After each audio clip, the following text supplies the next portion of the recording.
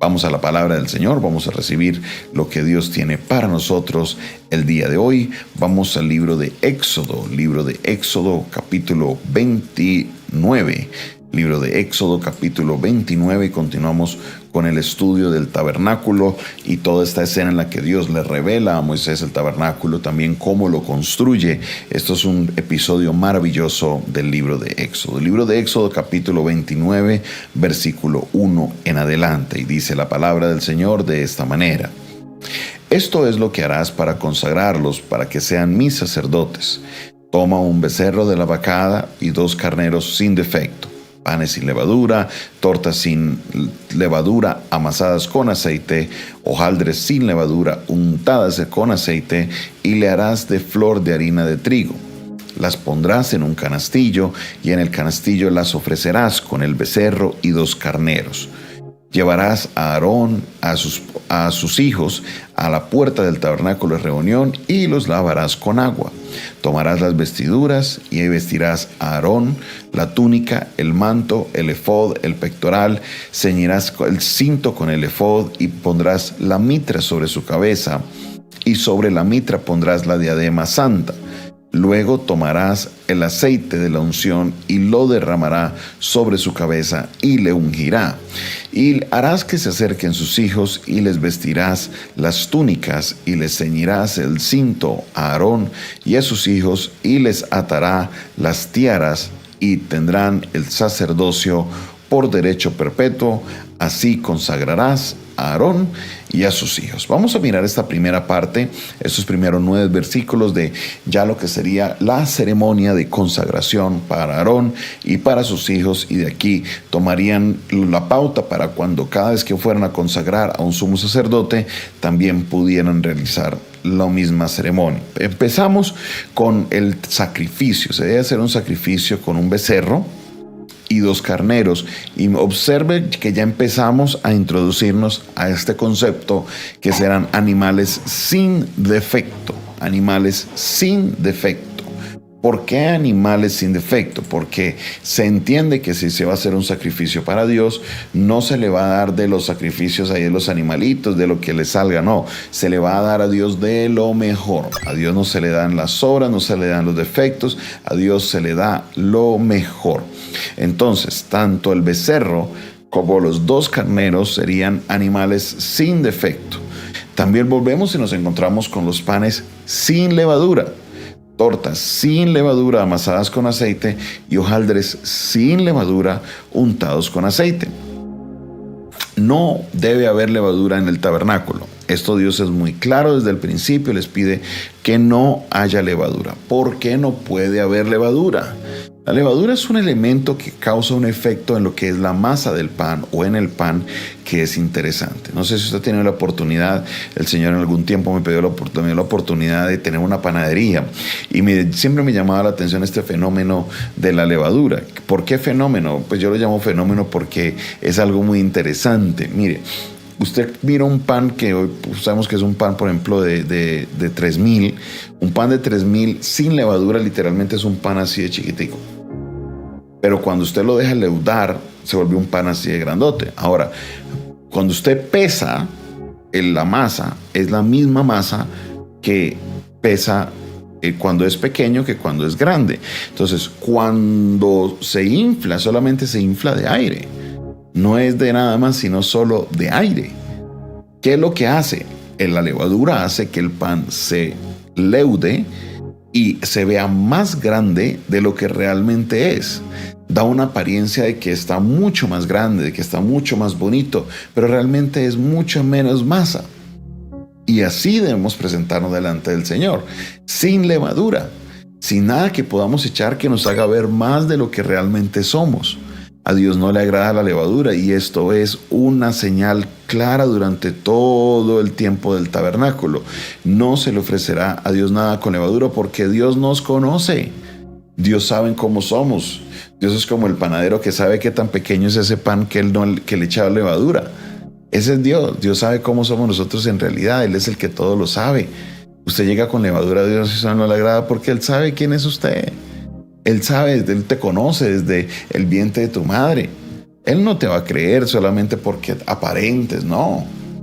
Esto es, por eso Jesús también en el libro de Lucas les dice a los discípulos, no se dejen llevar por la levadura de los fariseos. No tengan, por favor, la levadura de los fariseos. ¿Por qué? Porque los fariseos, aunque eran muy cumplidores de la ley, inflaban sus resultados, inflaban las cosas que hacían, aparentaban cosas que realmente no eran. Se oficiaban, nos ocupaban mucho de lo que era externo, de lo que la gente podía ver, pero lo de adentro poco. Y la levadura hace eso. La levadura hace que nos enfoquemos mucho en lo externo, qué es lo que la gente ve, qué es lo que la gente va a decir, y no nos enfocamos poco en lo que está en el corazón. Sabemos de que hay muchas personas, por ejemplo, que pasan procesos donde se encuentran con el pecado, y lo primero que dicen es, uy, pero ¿qué va a decir la gente, pastor? No me vaya a sentar, o mejor yo no le digo al pastor, porque ¿qué va a decir el pastor? La gente se va a dar cuenta. Eso es la levadura, pensar en la apariencia. Y olvidarnos de realmente que si algo hubo en nuestra vida que fue causante de pecado, debemos erradicarlo. Nuestra vida es cueste lo que cueste, porque más importante que agradar a la gente es agradar a Dios. Dios conoce nuestra masa. Dios cuando ve la levadura, Él sabe.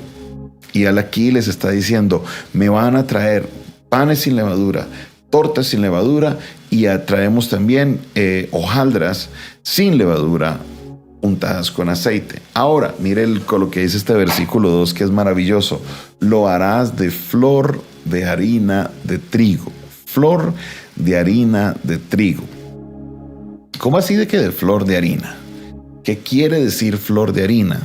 Cuando la Biblia habla de la expresión flor de harina, es una expresión bien interesante, porque cuando usted va a comprarle harina, nosotros aquí en Colombia, la verdad, no tenemos acceso a muchas variedades de harina. Pero cuando usted va a una tienda especializada de panadería, usted se va a encontrar que hay harina para pastelería, hay harina para hacer pan, hay harina para hacer otro tipo de cosas. Cada harina tiene su especificación.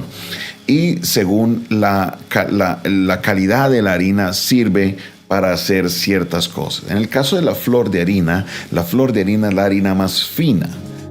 Dependiendo de cómo se necesite, por ejemplo, el pan no requiere una harina tan fina. El pan lo que requiere es lo que se llama la harina de fuerza, que tenga un buen contenido de gluten para que pueda amarrar bien la masa. Pero para una torta no. Si usted va a hacer una torta y usted la hace con esa harina de pan, la torta se va a poner dura porque el pan es una masa que amarra. Usted la torta usted no quiere que amarre, la torta usted quiere que suba. Entonces, para utilizar para la torta se requiere una harina muy fina, una harina que ha sido molida una y otra vez. Es la harina más fina que hay. No hay harina más fina que la flor de harina. Entonces, Dios les está pidiendo que todo lo que vayan a hacer del pan, de la hojaldra, de la torta, debe ser hecho con flor de harina, con lo mejor. Arrancamos con los animales, que deben ser animales sin defecto, y aquí vemos en la harina que la harina, tras de no tener levadura, debe ser de harina muy fina, de harina muy, muy, muy fina. Continuamos en la lectura y entonces dice, vas a tomar a Aarón y lo vas a llevar a la puerta de los tabernáculos y los vas a lavar con agua. Para presentarnos como sacerdotes ante Dios debemos estar limpios con agua. Recuerde que estamos en la época que no habían duchas. En esta época no había acueducto. En esta época no habían estas normas de asepsia que nosotros tenemos, de bañarnos todos los días, de lavarnos los dientes todos los días. No, en esta época primero estaban en el desierto, allá no había agua. Tuvo Dios que colocar una roca que emanara agua para que ellos pudieran tener el agua. Entonces, para poder presentarse delante de Dios, recuerde que estando en el desierto había mucho polvo, había mucha arena, había muchas cosas que el día a día recogemos. Entonces, ellos tendrían que lavarse con agua, tendrían el lavacro de bronce, y Moisés, antes de hacer cualquier cosa, antes de vestirlos de cualquier cosa, deberían ser lavados con agua. Continúa diciendo que tomarían a Aarón y le va a colocar todas las vestiduras, el efod, el pectoral, el manto del efod, todo se lo va a colocar, la mitra, también la diadema santa que está en la mitra, que diría santidad a Jehová, y el aceite de la unción, y lo derramarás sobre la cabeza, versículo 7, y le ungirás. Aquí encontramos entonces la unción que se hace sobre una persona. La unción que se hace a una persona con una función, y es la función de separar a una persona para una función específica. Vemos este concepto también con Samuel. Cuando Samuel va a llamar o a nombrar el primer rey de Israel por petición del pueblo, Dios escoge a Saúl y Samuel unge a Saúl con aceite.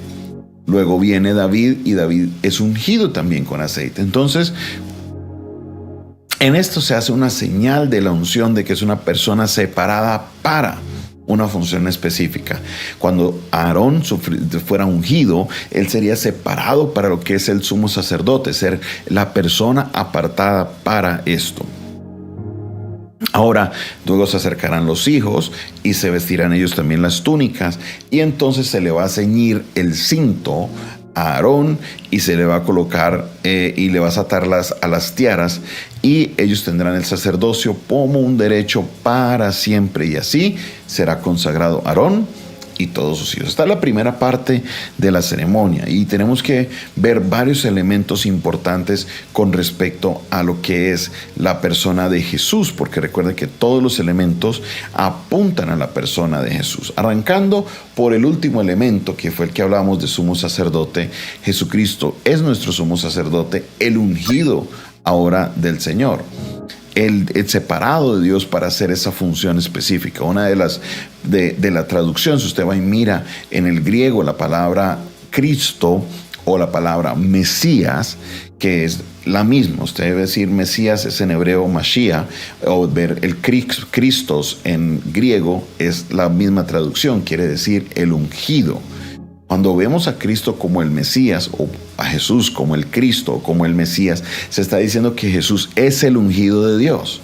Jesús es la persona separada para esta función específica de traer salvación, de traer redención sobre el mundo. Entonces, vemos de que la figura del sumo sacerdote se cumple en la persona de Cristo. Cristo es el ungido de Dios, el verdadero ungido de Dios. Ahora, no es porque los otros hayan sido falsos, pero Cristo es el ungido de Dios. Número 2, y aquí tenemos que, en el punto número 1 tenemos que tener cuidado, porque muchas veces personas citando al rey David, cuando van a hablar de un pastor o cuando van a hablar de alguien, dicen no toquen al ungido de Jehová. Nosotros no somos los ungidos de Jehová. No somos. El ungido de Jehová es Jesús.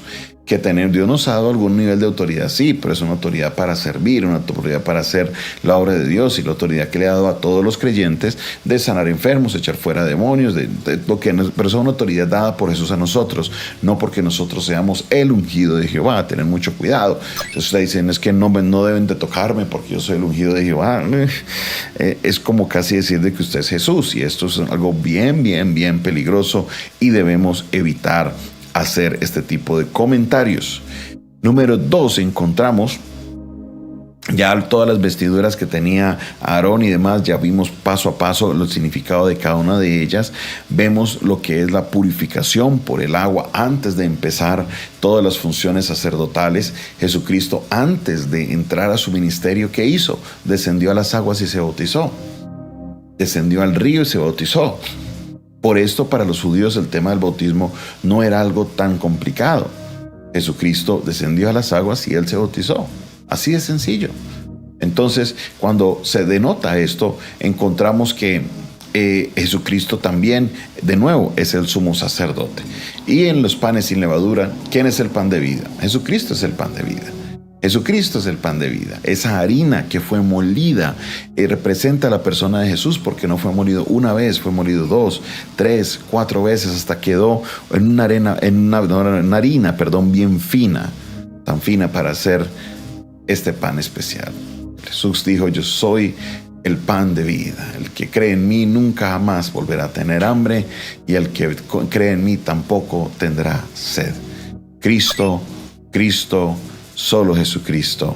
Vemos en este texto como todo, la pedagogía que hacía Dios para que los judíos pudieran entender lo que Cristo haría y lo que pasaría en su vida.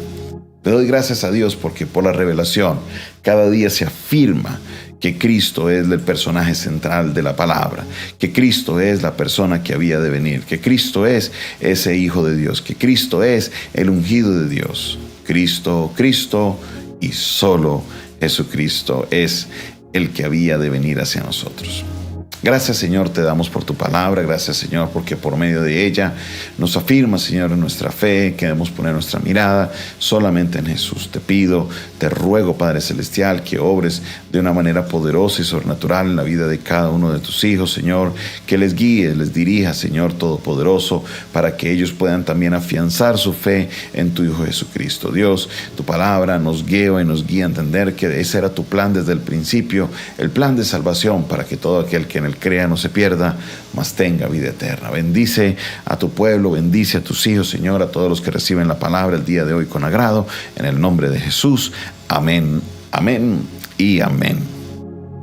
Esta fue una producción del Departamento de Comunicaciones del Centro de Fe y Esperanza, la Iglesia de los Altares, un consejo oportuno en un momento de crisis. Se despide de ustedes su pastor y amigo, Jonathan Castañeda, quien les bendice en esta hora y les invita a que se suscriban a nuestro canal, suscríbanse al canal de YouTube, suscríbanse, también déjenle clic a la campanita y así recibirás todas las notificaciones de nuestras transmisiones, videos, contenido y demás. También te invitamos para que nos sigas por las redes sociales con el nombre @PastorJonathanOficial, @PastorJonathanOficial. Nos vas a encontrar en TikTok, en Instagram, en Twitter, también nos van a encontrar en Facebook, en YouTube, bueno, en todas las redes sociales, @PastorJonathanOficial. Si quieres contactarte directamente con nosotros, tenemos la línea de WhatsApp, el 316-617-7888, 316-617-7888. Si quieres enviar, Señor, coloca en tu corazón, va a enviar una ofrenda, enviar una semilla para que